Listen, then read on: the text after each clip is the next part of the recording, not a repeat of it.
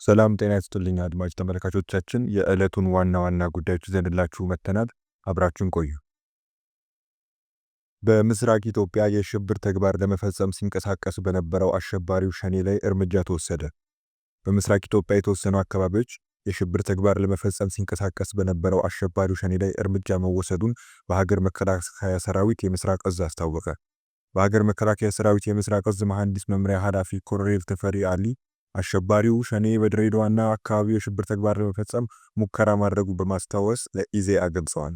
በመሆኑም የአሸባሪውን የጥፋት ዓላማና እንቅስቃሴ በመረጃ ላይ የተመሰረተ ጥናትና ክትትል በማድረግ ቀድሞ በመረዳት ወደ እርምጃ መገባቱን አስረድተዋል። የመከላከያ ሰራዊት ከተለያዩ የጸጥታ አካላት ጋር በመቀናጀት በሽብር ቡድን ላይ ጠንካራ እርምጃ መውሰዱን አስታውሰው በአካባቢው አሁን ላይ አስተማማኝ ሰላም መስፈኑን አረጋግጠዋል። በወታደራዊ እርምጃው ከጸጥታ አካላትን ባለፈ የአካባቢው ማህበረሰብ ትብብርና ተሳትፎ የሚደነቅ መሆኑን አንስተው በቀጣይም ተጠናክሮ እንዲቀጥል ጠይቀዋል። በምስራቅ የኢትዮጵያ አካባቢዎች እየተከናወኑ ያሉ የልማት ስራዎች በስኬት እንዲቀጥሉ እንዲሁም ዘላቂ ሰላምና መረጋጋት እንዲፈጠር ሰራዊቱ ከመቼውም ጊዜ በላይ በላቀ ዝግጁነት ተልዕኮውን በብቃት እየተወጣ እንደሚገኝ አረጋግጠዋል። የምስራቅ ሐረርጌ ዞን ፖሊስ መምሪያ ኃላፊ ረዳት ኮሚሽነር ናስር መሐመድ የአካባቢውን ሰላምና ደህንነት በማረጋገጥ ሂደት የተደረገው ቅንጅታዊ ጥረት የሚፈለገውን ውጤት አምጥቷል ብለዋል። በተለይም በዞኑ ለጥፋት ተግባር በተንቀሳቀሰው አሸባሪው ሸኔ ላይ በተወሰደው እርምጃ የተሳካ ውጤት መገኘቱን ተናግረዋል። የኢትዮጵያን ብሔራዊ ጥቅም ማስከበርና ሀገራዊ አንድነትን ማጠናከር የጋራ አጀንዳችን ነው ይላል የኢዜአ ዘገባ።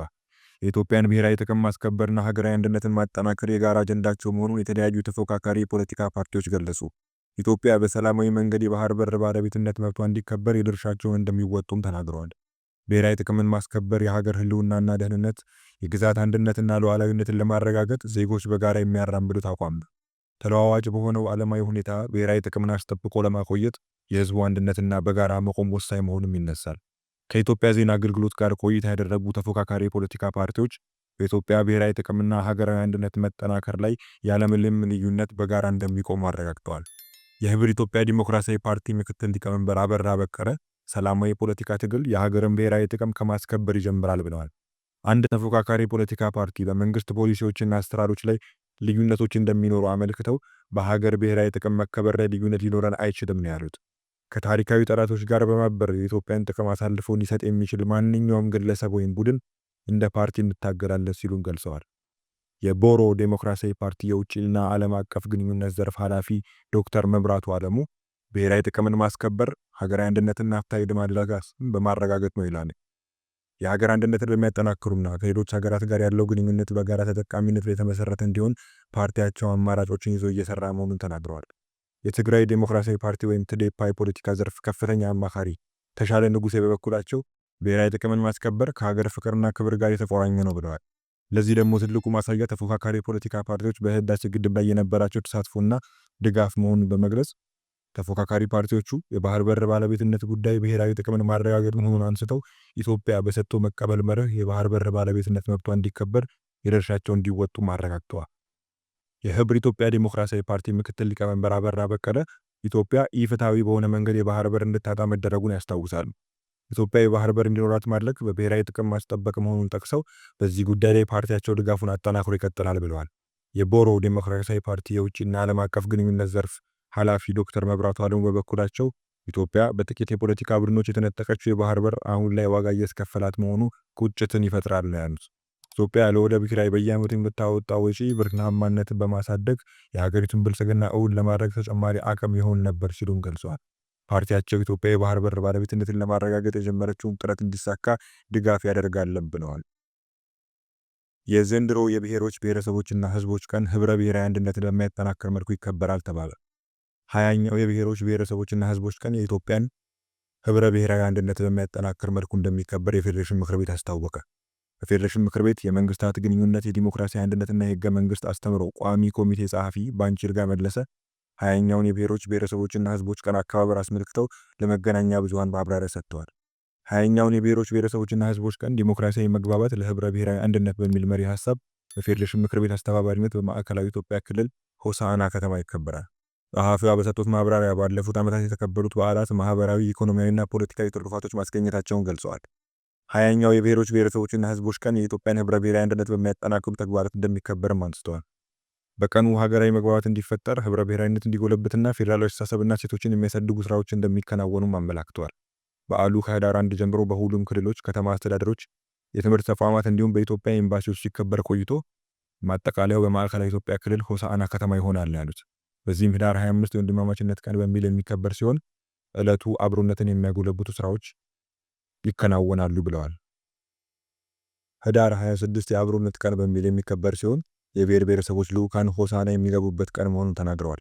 ህዳር 27 የማዕከላዊ ኢትዮጵያ ክልል ቀን በሚል የሚከበር ሲሆን በዕለቱ የክልሉ ጸጋዎች የሚታወቁበት መሆኑን አንስተዋል። ህዳር 28 የምክክር ቀን በሚል የሚከበር ሲሆን በፓናል ውይይቶች እንደሚከበር ጠቁመዋል። ህዳር 29 የኢትዮጵያውያን ቀን በሚል ዋናው በዓል የሚከበርበት መሆኑን የቋሚ ኮሚቴው ጸሐፊዋ አመላክተዋል። በተማሪ ሊዛ ደሳለኝ ግድያ የተጠረጠረው ግለሰብ በፖሊስ ቁጥጥር ስር መዋሉ ታውቋል። የደሴ ከተማ ፖሊስ መምሪያ ከ1 ወር በላይ በፈጀ ምርመራና ክትትል በተማሪ ሊዛ ደሳለኝ ግድያ የተጠረጠረውን ግለሰብ በቁጥጥር ስር አውሎታል። የግድያው ተጠርጣሪ ደሳለኝ ሲታይ የሚባል ሲሆን እዛው ደሴ ከተማ የታክሲ ረዳት ሆኖ ሲሰራ ማክሰኞ ህዳር 2 2018 ዓ.ም በፖሊስ ቁጥጥር ስር መዋሉን የደረሰን መረጃ ያመለክታል። ተማሪ ሊዛ ከራያ አካባቢ ወደ ደሴ ከተማ በመሄድ የኮሌጅ ትምህርቷን ስትከታተል ነበር። መስከረም 28 2018 ዓ.ም ስልክ ለማስጠራት በወጣችበት ግድያ እንደተፈጸመባት ከዚህ በፊት መዝገቡ ይታወሳል። በጉዳዩ ላይ ፖሊስ መምሪያው ዛሬ ህዳር 4 2018 ዝርዝር መግለጫ እንደሚሰጥ ታውቋል። የደሴ ከተማ ፖሊስ ወንጀልን መከላከልና ወንጀል ፈጻሚን ለህግ ማቅረብ ስራችሁ ቢሆንም ይህን ተጠርጣሪ በቁጥጥር ስር ለማድረግ የሄደበት ርቀት የሚደነቅና የሚያስመሰግን ነው ተብሏል። በግብፅ የተመራው የባህር ኃይል በቀይ ባህር ላይ ወታደራዊ ልምምድ ሲያደርግ ጅቡቲ፣ ሱዳን፣ ጆርዳን እና የመን ተሳትፈውበታል ተብሏል። ዓላማው በቀይ ባህር ላይ አደጋ የሚያመጣ አካል ከመጣ በጋራ ለመመከት ነው ሲል የግብፅ የውጭ ጉዳይ ሚኒስተር ተናግረዋል። ከዚህም ጉዳይ ጋር በተያያዘ ኢትዮጵያና በቀጠናው ያሉ ሀገሮች ስጋት ውስጥ ገብተዋል። ያለ ስራ ስነ ምግባር በስራ ቦታ ባልተገባ መንገድ ሰራተኛን የደበደበ ቻይናዊን ጨምሮ በ4 ሰዎች ላይ እርምጃ ተወስዷል ሲል የሐዋሳ ኢንዱስትሪያል ፓርክ አስታወቀ። በሐዋሳ ኢንዱስትሪያል ፓርክ የሚሰሩ ሰራተኞች ለቲክቫህ ኢትዮጵያ ባደረሱት ቅሬታ በፓርኩ ውስጥ በተለያዩ ጊዜያት በውጭ ሀገራት ዜጎች አካላዊና ስነ ልቦናዊ ጥቃት እንደሚደርስባቸው ገልጸዋል። ባሳለፍነው እሁድም በፓርኩ ውስጥ በሚገኝ ቶዮ ሶላር በተባለ ኩባንያ አንድ ቻይናዊ አንድ ኢትዮጵያዊ ሲደበድበውና ልጁን መሬት ላይ ወድቆ የሚያሳይ ቪዲዮ ልከዋል። ቲክቫህ ኢትዮጵያን ቪዲዮን ከተመለከተ በኋላ የቶዮ ሶላር ካምፓኒ ሰራተኞችና አመራሮች እንዲሁም የሐዋሳ ኢንዱስትሪያል ፓርክ ስራ አስኪያጅ ለማነጋገር ሞክሯል። ቲክቫህ ኢትዮጵያ የቶዮ ሶላር ካምፓኒ ሰራተኞች አግኝቶ ለማነጋገር ቢሞክርም ለደህንነታቸው ሲሉ ለጊዜው ያለውን ችግር ለማውራት እንዳልተመቻቸው ገልጸው በሌላ ጊዜ መረጃ እንደሚሰጡ ተናግረዋል። በሌላ መልኩ የቶዮ ሶላር ካምፓኒ አመራሮችን ለማግኘት ጥረት ቢደረግም ለጊዜው አልተሳካም። ነገር ግን በሐዋሳ ኢንዱስትሪያል ፓርክ ውስጥ የሚሰሩ ሌሎች ሰራተኞች ለቲክቫህ ኢትዮጵያ በሰጡት ቃል መብታችን ተረግጦ ነው እየሰራን ያለ ነው። የዚህ ልጅ ድብደባ በቪዲዮ ወጣ እንጂ ሌሎችም ብዙ መሰል ነገር ያጋጥማቸዋል። ለሰው ኃይል ክፍል ሲከሱ ብር ይቀጧቸውና ወደ ስራ ነው የሚመልሷቸው ብለዋል። አቤት የምንልበት አጠናል። ሰው እንዴት በአገሩ ይደረጋል? የምንሰራው 12 ሰዓት ነው። በዛ ላይ ክፍያው ልፋታችን የሚመጥን አይደለም። ለመኖር ነው የምንሰራው። እንደዛም ሆኖ ግን ክብር በሌለበት ነው የምንሰራው። ኢትዮጵያውያን ሰራተኞች ድብደባ፣ ስድብ፣ ማንቋሸሽ ይደርስባቸዋል። የጉልበት ስራ እንደ አህያ እያሸከሙ ነው የሚያሰሩት ሲሉ ገልጸዋል።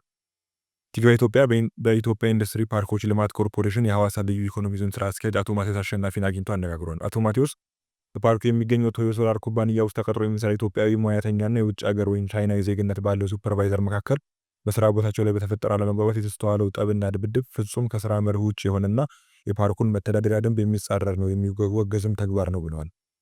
ፓርኩ ከኢትዮጵያ ኢንዱስትሪ ፓርኮች ልማት ኮርፖሬሽን ጋር በመሆን አስፈላጊውን ማጣራት አድርጎ በሂደቱ ውስጥ ቀጥተኛ ተሳትፎ የነበራቸውን 2 የውጭ ዜጋዎች ከስራ እንዲባረሩና ከሀገር እንዲወጡ እንዲሁም በካምፓኒ ውስጥ ያሉ በጉዳዩ ቀጥተኛ ተሳታፊ ያልሆኑ 3 አመራሮች ደግሞ ከባድ የጽሑፍ ማስጠንቀቂያ እንዲደርሳቸው መደረጉን አስታውቀዋል።